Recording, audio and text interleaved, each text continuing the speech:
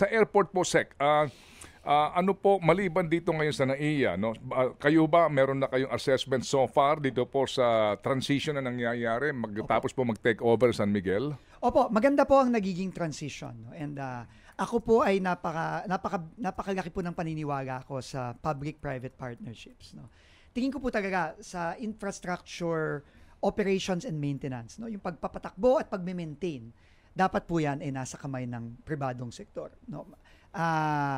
Hindi po sa minamaliit ko ang ating mga government agencies, pero medyo tali po kasi talaga ang kamay ng gobyerno sa pag-ooperate at sa pag-maintain. Yung ating capacity building at yung simple na lang na pagpapalit ng bumbilya, pagpapalit ng mga nasisirang mga toilet facilities, halimbawa, no? Napakatagal po ng procurement, ng pagpapalit nitong mga maliliit na bagay na to. Paano pa po yung mga komplikadong mga sistema sa isang airport o sa isang train system, no? So kailangan po talaga pribadong ibigay na natin sa pribadong sektor ang pagpapatakbo at pagme-maintain ng mga ganito klaseng mga pasilidad. So sa airport po, I think napakaganda po ng ginawa ni Secretary Bautista, no? Ang pagpa-privatize ng NAIA. At based sa aking reports na nakuha at pupunta po ako sa NAIA very soon, magamang po as early as next week, napakaganda na po na naging improvements, medyo lumuluwag na, bumibilis na po ang daloy ng ating mga pasahero. At tingin ko sa mga susunod na buwan, makakakita na tayo ng mga malalaking improvement dyan. Pati na rin sa itsura ng ating airports, yung interiors natin, yung mga CR, mas malinis na, etc. No? Pero we cannot stop there. We cannot stop there. Sa aking pananaw, kailangan po lahat ng ating major regional airports at ang ating mga major gateways ay dapat i-PPP na natin.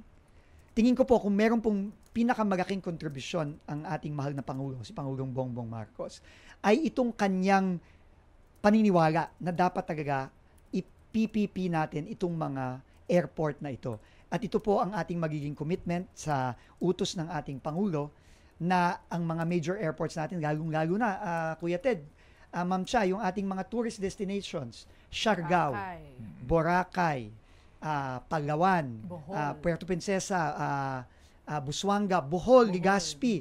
Kausap ko po si Congressman Joey Salceda, no, na ngayon ay tumatakbo po ng gobernador ng Albay. Bagong-bago po ang airport niya. No? Kakatapos lang po to nung nakaraang administrasyon. No? Pero, kinakabahan na po siya kasi kung ito'y hindi ma-maintain ng tama at ma-ooperate ng tama, as usual, masisira na naman ito. So, kailangan po talaga, no, and kasama yan sa mga priorities natin. So, all major gateways, ang Davao Airport, Iloilo Airport, ngayon nga po, nakakatuwa po na ang Lagindingan at ang Panglao ay na-award na sa Aboitiz Infra, no? So sila na magpapatakbo niyan. At kita naman po natin ang pagpapatakbo nila sa Mactan, no? Napakaganda po ng Mactan. It's one of our best airports. Ang Clark Airport po, yung tinayo namin nung nakaraang administrasyon, ang pribado na rin po ang nagpapatakbo niyan. Ang nagpapatakbo po niyan ay Robinsons Land, Philinvest. No? So tingin ko po, basta lamang fair at hindi disadvantageous sa gobyerno ang magiging kontrata, dapat po talaga bilisan natin lahat to. Paano po yung maliliit naman na mga missionary routes ng mga paliparan, gagaya ng Marinduque? Ito ho yung mga sa Samar din po, bagamat may development doon Manakanaka, paano po yung mga inter-island na mga airports natin? Alam niyo, Kuya Ted, anong balak niyo dito? Ngayon ko pagang sasabihin to, no, sa iyo, no? Pero subject to final master planning, no, and may mga nag-a-advise po kasi sa atin sa airports, no, ang International Finance Corporation ng World Bank at ang Asian Development Bank, no. Sila pong dalawa ang nag-a-advise sa atin para ma-develop talaga natin itong mga airports.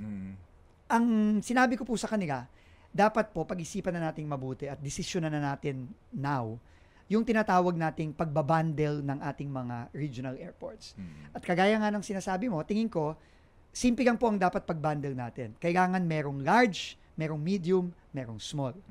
No? Kung meron tayong ganong sistema na hopefully yun ang ipopropose ng ating mga advisor, kahit yung mga maliliit, madadala natin dun sa pag-develop ng mga malalaki at ng mga medium-sized airports natin.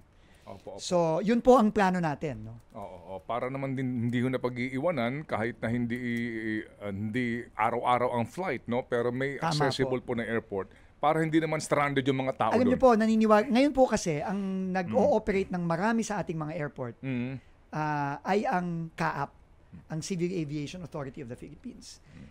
Hindi po ako naniniwala na ang CAAP ay dapat both regulator at operator at the same time. Ng airport. Tingin ko po, ang trabaho talaga ng CAAP ay mag-regulate at siguraduhin na tumatakbo ng tama ang ating aerospace. Yung ating radar system natin, yung tinatawag na CNS-ATM na